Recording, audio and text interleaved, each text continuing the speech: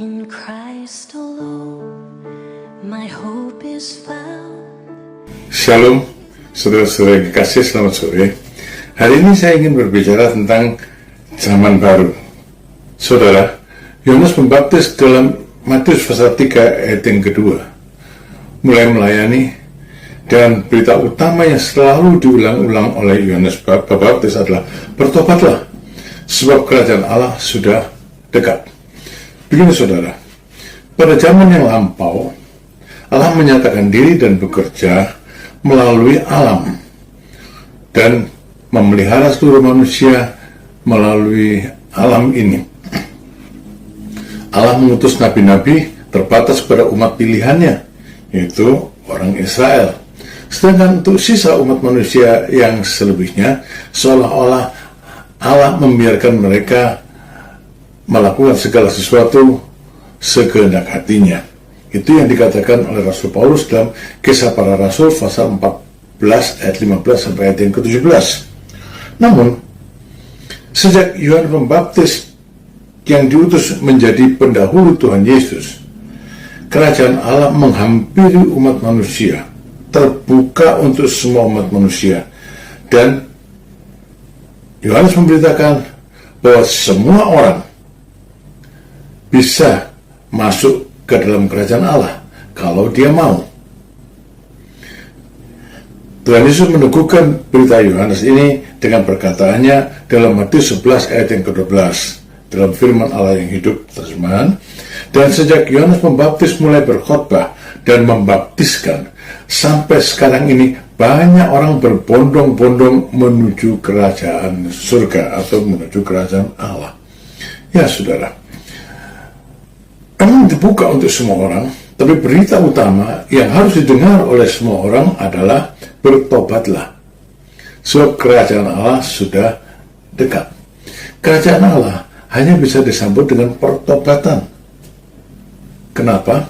Karena semua manusia itu sudah berdosa dan binasa, bukan akan binasa, sudah berdosa dan upah dosa adalah maut, binasa. Semua perbuatan baik tidak dapat menghapus dosa. Semua perbuatan baik tidak bisa membuat kita layak masuk dalam kerajaan Allah, sebab dosa tidak dapat tempat di dalam kerajaan Allah. Contohnya begini, seorang kriminal tidak dapat meloloskan diri dari hukuman dengan dalih, sejak saya membunuh orang itu, saya tidak lagi berbuat dosa, saya tidak lagi membuat kejahatan, saya selalu berbuat baik.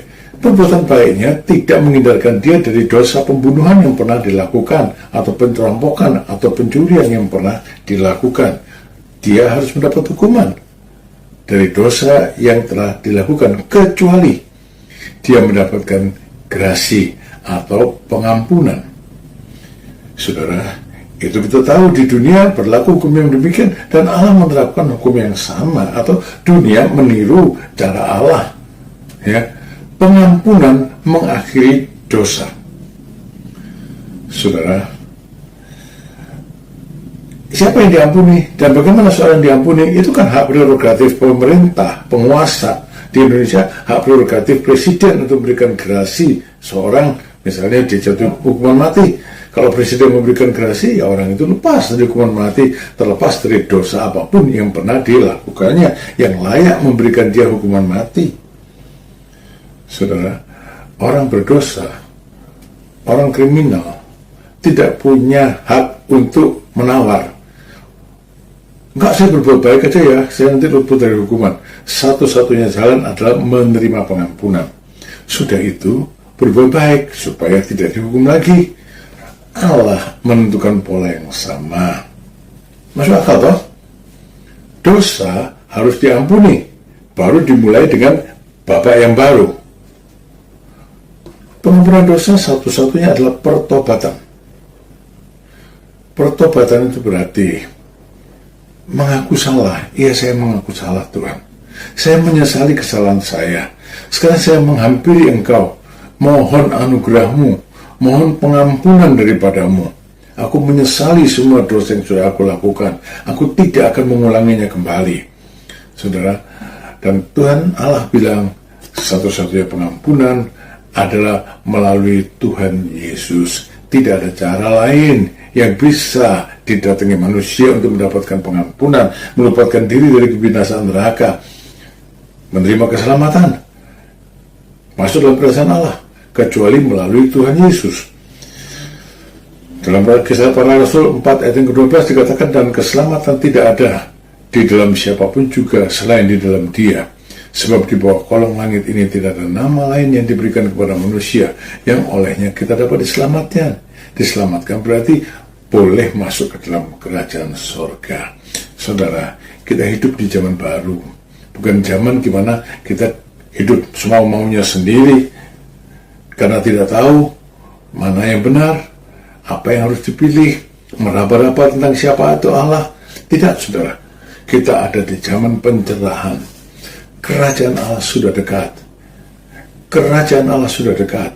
Setiap orang bisa masuk di dalamnya. Setiap orang boleh masuk ke dalamnya, asal dia mau.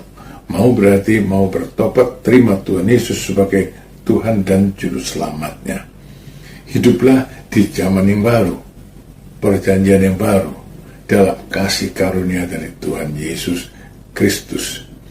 Hidup kudus sebagai orang yang diampuni dosanya. Tuhan memberkati saudara.